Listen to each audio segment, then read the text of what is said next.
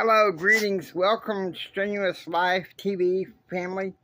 I am Jimmy, J.R.'s Altar, and I want to talk to you. I'm going to give you a book review for Believing Christ by Stephen E. Robinson.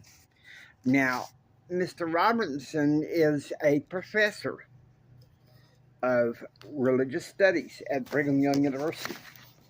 His book, I'm not going to go into full detail, but I have read it. I found it very, very helpful. Now, listen carefully to what I have to say. There's a difference between belief in Christ and believing Christ. And the fact is, you've got to believe Christ. That's the thing. Okay, because anybody can say, I believe in Christ. The devils believe with fear and trembling. But it's you believe Christ. You believe him. That means you love him enough to know him and follow him. And one of the stories I like from that book is his wife, Janet. She was working on her master's degree. She was being called to the Relief Society presidency. And the family was getting ready to have another baby. And one night she was lying with her husband. And she told him, I can't do this anymore. And he's like, well, what's wrong? And she goes into the whole spiel of how, she feels like with what's going on with the church and everything's too much, graduate school too much, the family too much. And one of the things I love that he told his wife is like, since when do you believe that everything has to be in accordance to your own strength? Okay? So here's what he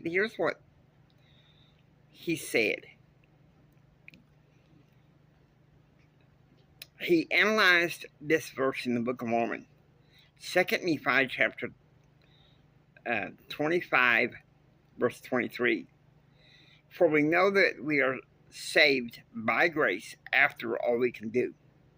Now, the angles is after, as in after, or which is just do your best, he'll do the rest. A part of me believes that. But then there's after all you can do, just do your best and and he'll do the rest. But there's also after all we can do, which means in spite of what we can do. So many meanings. And another thing he talked about is being saved. He would go into a few of his religion classes at BYU, and he would ask people in the Southern drawl, and I can say it in my West Texas accent, are you saved? Are you saved?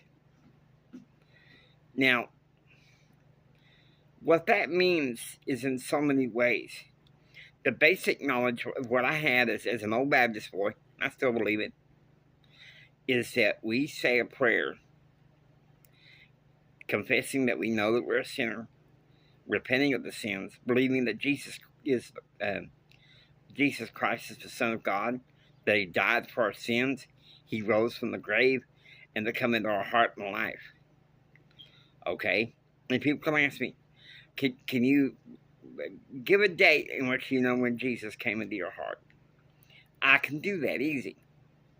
December 11th of 1981. But then they say, well, can you tell me the date in which you were born again? That's also easy. July 8th of 2001. By covenant of baptism into the Church of Jesus Christ of Latter-day Saints. So that's the thing. Salvation, it starts out when you say a prayer, but it becomes a process of believing, where you're saved by grace, but you do the works in obedience to God to show that you believe Christ, that you're willing to follow him. It's the grace that makes you want to do the good works. I want you to check out the book. You can probably go to the Deseret Books, some other Latter-day Saint bookstores. Enjoy. Hope you enjoy watching. If you like what you hear, please subscribe. Become a part of the Strenuous Life family. Until next time, don't just sit there and take it. Build your dreams so you can take it. Do what others don't so you can be what others won't. And do what others won't so you can have what others can't. Create, achieve, and pursue happiness. God bless you. Remember this from the bottom of my heart. Jenny loves you. I really, really, really love you. God bless you, and please have a blessed day.